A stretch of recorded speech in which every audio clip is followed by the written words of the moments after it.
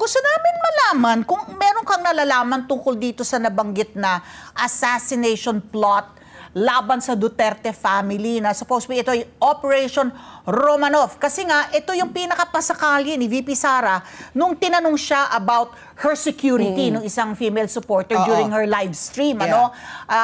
Ito yung parang pasakali na dun sa banta na ipapatay si PBBM First Lady at House Speaker kung siya ay patayin.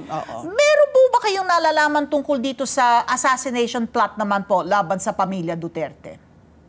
Yung particular term na o plan na Romanov, ngayon ko lang narinig yan. Pero yung threat laban sa kanya, ay narinig ko na yan sa mga, may mga source na nagsasabi sa akin.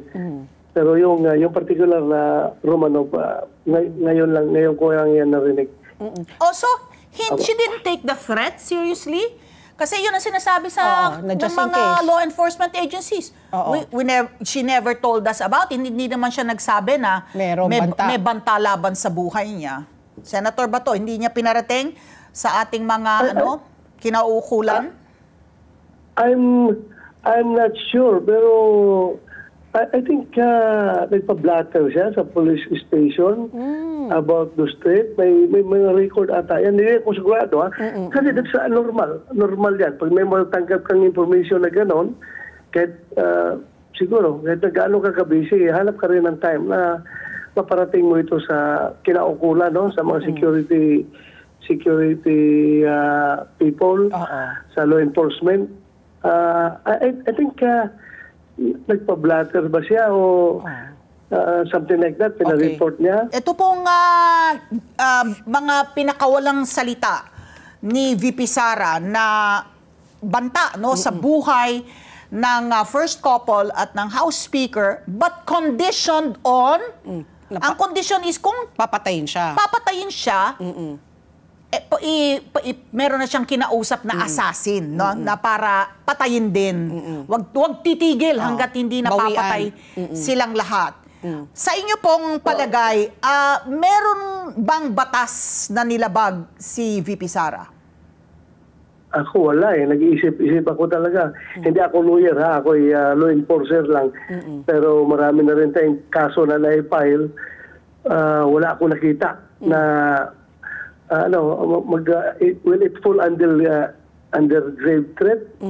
Kung hindi rin mag-grave threat dahil may kondisyon patayin niyo muna ako bago ko kayo ipapatay. Parang gano'n, di ba? So, paano ba yan? Paano ba? Ano bang maging kuha niyan?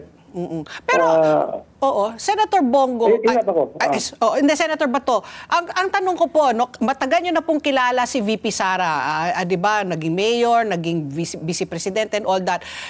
Pag siya po ay nagbibitaw ng ganyan, sa 10 sinabi niya, ilan po doon porsyento ang ginagawa po niya? Siya ba ay talagang... Actually, silang mag-ama. Di ba pag sabihin nila...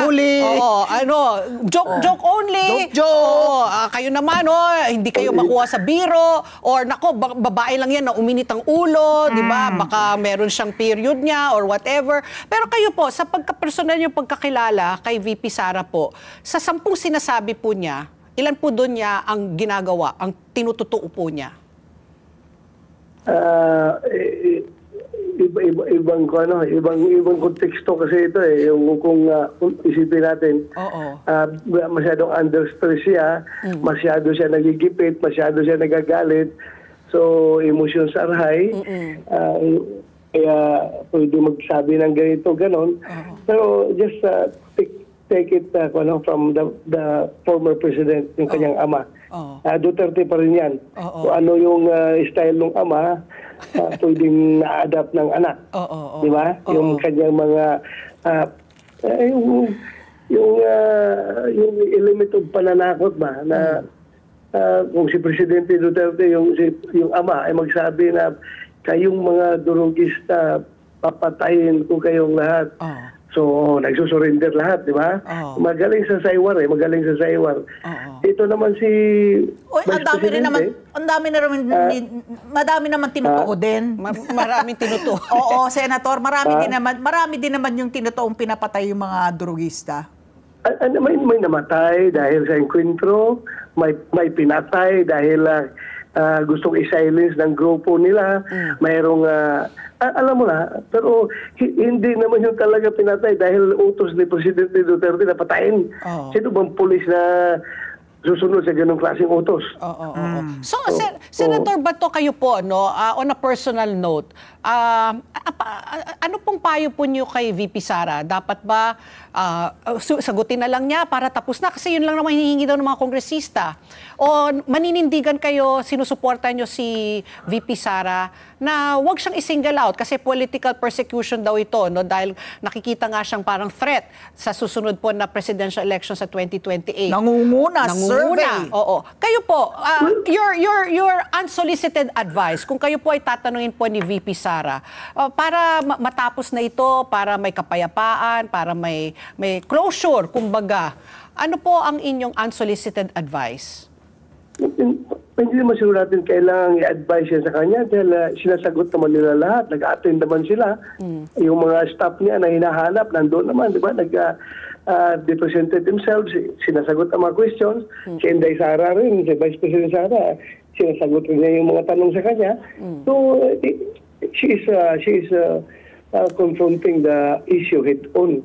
Ang advice ko sa kanya, kagaya kahapon, bago siya umalis pupunta ang house, sabi ko, Day, kuhan ka lang. Ang mga advice ko lang sa'yo, alam ko mas matalino ka kaysa akin, pero mas matanda ako sa'yo. Ang advice ko lang sa'yo, Day, is pag medyo tumaas na yung dugo mo, deep breathing ka, Day. Deep breathing ka, deep breathing. Deep breathing para medyo kuhan yung reaction mo.